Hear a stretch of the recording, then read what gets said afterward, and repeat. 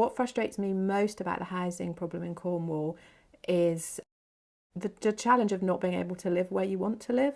Recently, I had to leave a long-term rental in the St Agnes parish, which is pretty much where I've lived the whole time. My daughter and I had lived in that property for a short while, and my landlord decided to sell up.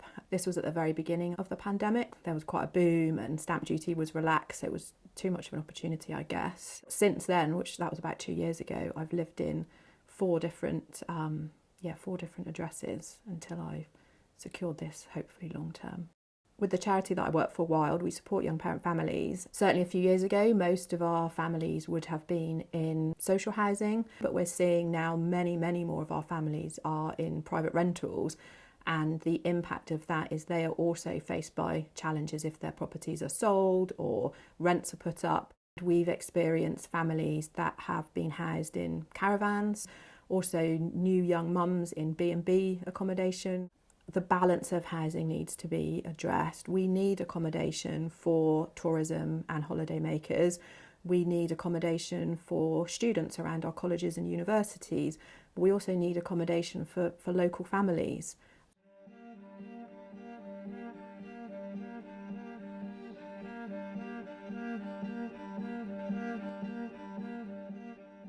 I've been renting in Penryn for 4 years. The landlord decided to sell, served Section 21, sort of out of the blue, but I wasn't at all concerned. I thought, just find somewhere else, wouldn't be a problem being there 4 years. But it was quite shocking, the lack of housing stock that's available and the demand for it. There was one property that, it was in the bag, deposit paid, and then out of the blue, agent on the phone.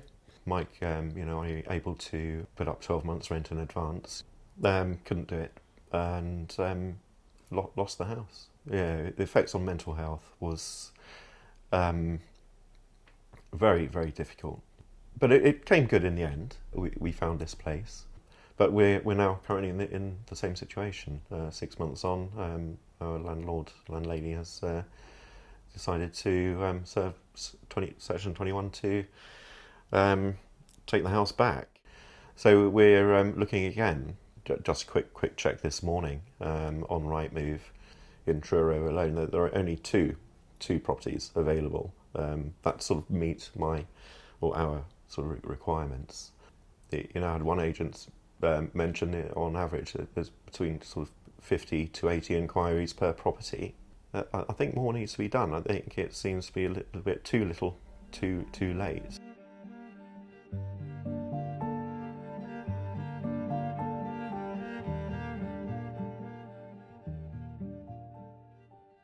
We just didn't think we'd be part of the housing crisis. We feel like we're getting priced out of Cornwall. It's got to be overhauled. It's got to be changed. It's not working. We had 4 months to find a new place. So we had 2 babies, 2 dogs, 2 cats, and on paper, we're not attractive to landlords. So at the time, they were saying that within an hour of putting a property online, they were having over 200 applicants. So no one wanted us. We didn't get any viewings at all. I'm very aware that we're so lucky. We ended up in a really lovely house in a nice town and have found a way to afford it. And I just feel like it's really, there are people that really can't do that or haven't had that opportunity. And I think that's really sad. Sorry. No. I mean, take a second if you want. It was so horrible and so stressful last year with babies. So yeah, it's just, and I know we've actually had it okay, so.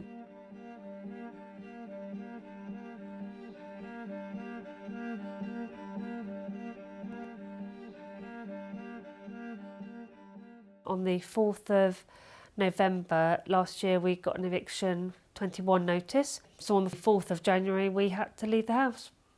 I'd been at the emergency B&B for about a week. There was things I needed to know. I was in a room with 2 children, away from a family, with a microwave and a mini fridge. So I set up the Facebook group because I wasn't really finding answers for where to get support.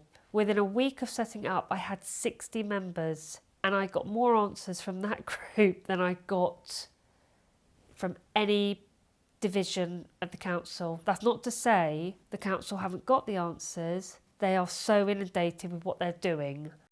It's a lifeline. If they're sitting there and they've been on the phone for hours and hours trying to get an answer, they go on the Facebook and generally somebody will answer it straight away or point them in exactly the right direction as to where to go. There is now 341 members. The Falmouth councillor for Labour, Jane Kirkham, she's in the group and she answers things. She's amazing. I've also got Cheryl from Truro, the MP. So I am touching these people, trying to get them involved, because I do think that it would just give them a little bit of an insight.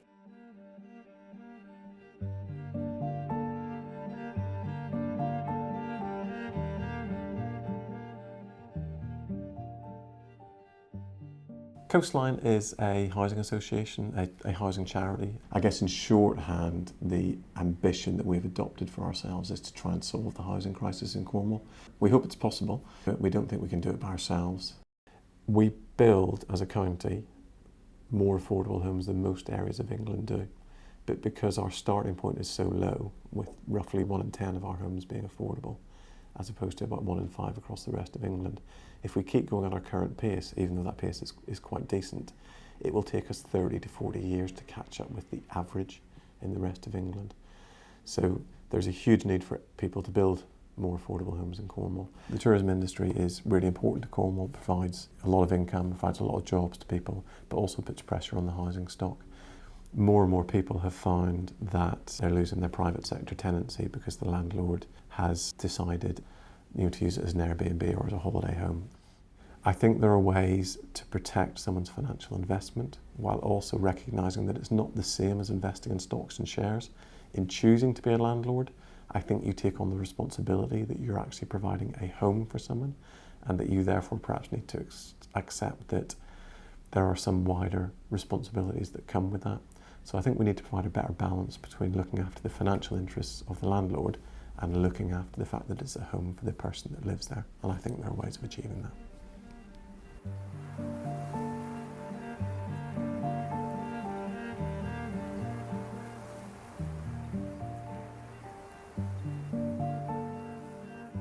My name is Amanda Brookman and I've been in Cornwall with my family off-grid for about 20 years. We use about a tenth of the energy that a normal house uses here, and because of the planting that we're able to do, we easily compensate for any carbon that we are generating. Living off-grid is a brilliant way of living. Absolutely more people could be living like this. We've got a microgrid here, which is some batteries and some solar panels and the house. That's a microgrid. It means that we have a tiny amount of energy that we use, but lots more people could be living like that. If, for example, the planning department could say, okay, what if we try to support 10, 15 families to do something in a really inventive, imaginative way that was off-grid, and how can we help them find the best way of doing that, rather than saying no to anything that doesn't fit within the existing box. Now that would be courageous. And there are some planners who are trying really hard to think differently about how planning can generate courageous, imaginative ways of living that are low impact, that are generating social profit and environmental profit, that are good for the land and good for the soil and good for the habitat and good for biodiversity. We need to be building an alternative architecture of society and values and homes.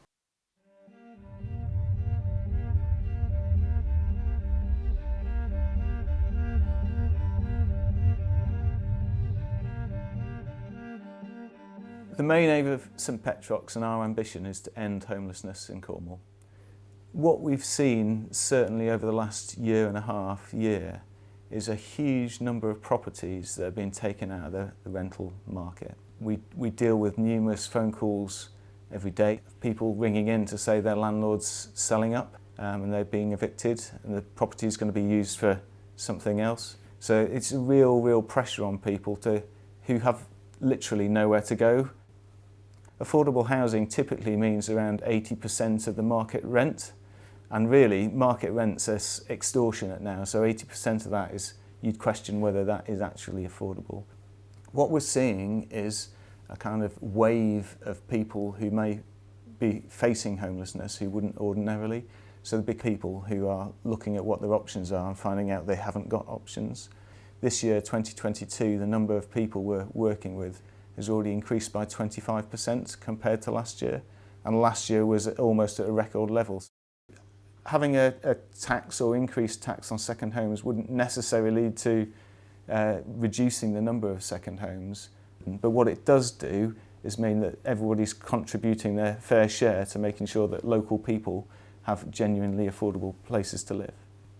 Without doing something to increase the supply of housing, it's just going to continue to get worse.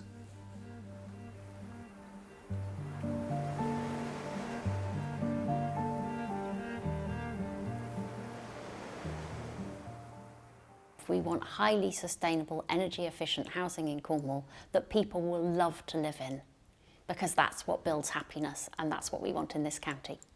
I am part of the board of the Local Enterprise Partnership, and through that I learnt a lot more about employment and skills in Cornwall, and it became obvious that there was a huge problem in every sector. The hospital was short of doctors, every business sector is struggling for workers, the care homes don't have enough people to look after our older population, and young people can't take up opportunities in Cornwall because they can't afford to pay the rents or even find the homes that they could live in to stay down here. So suddenly, there's a real risk that we're going to become a sterile Disneyland of a place where there are only wealthy people, and all the cultural heritage will just start to die, because it will be the artists and the people who do things they believe in but don't make a huge income out of them that are going to be the first to be forced out. So who we want to be involved in Homes for Cornwall is everyone. That's the aim. We're trying to create a movement where everyone can join, everyone can be listened to, and it's a safe place to have discussions and work out what are the best things to make our communities really flourish in the future.